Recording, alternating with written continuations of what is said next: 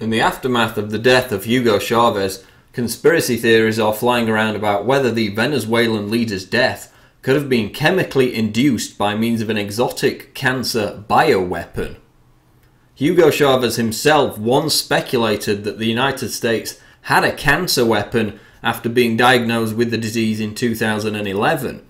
Would it be so strange that they've invented the technology to spread cancer and we won't know about it for 50 years, he stated. Chavez added that Fidel Castro warned him to be careful of such a plot. These people have technology, a little needle, and they inject you with I don't know what, Castro told Chavez. The Castro connection is interesting given the claims of Judith Baker, who says she was informed by alleged JFK murder accomplice David Ferrie about a secret government assassination plot against Fidel Castro centering around an attempt to inject the Cuban leader with a cancer virus. We know for a fact that the early polio vaccines were infected with simian virus 40, SV40, originating from minced rhesus monkey kidneys, and that many of the soft tissue cancers over the last 50 years can be attributed to this tainted vaccine. Dr. Mary Sherman, who claims she was selected to help the government conduct secret research into the weaponization of cancer via the SV40 virus, was later found brutally murdered in her apartment. Her claims are documented in the book Dr. Mary's Monkey by Edward T. Haslam. So while there remains no direct hard evidence that Chavez was killed by weaponized cancer, it would be naive to think that the CIA didn't consider every possible means of assassinating the firebrand socialist leader, especially given the documented attempts on his life which occurred around the time of the 2002 coup.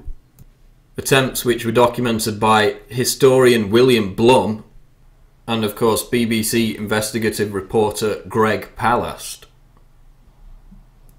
A few hours before Chavez's death was announced, Venezuela's Vice President Nicolas Maduro spoke about an imperialist plot to assassinate Chavez, alleging that Yasser Arafat had also been, quote, inoculated with an illness.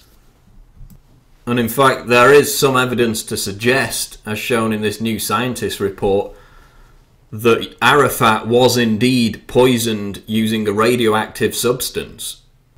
And now Russian Communist Party leader, second biggest party in Russia, Gennady Zyuganov, is spouting similar rhetoric calling for an international investigation into Chavez's death.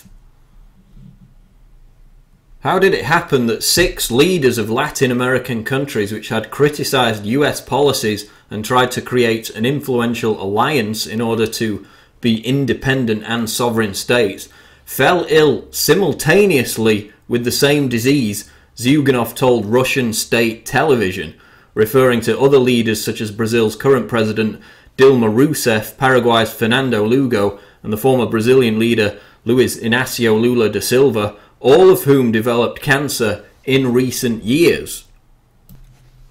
He also makes reference to Argentinian President Cristina Fernández de Kirchner, who was diagnosed with thyroid cancer back in December 2012, although later analysis proved that she had never actually suffered from the illness.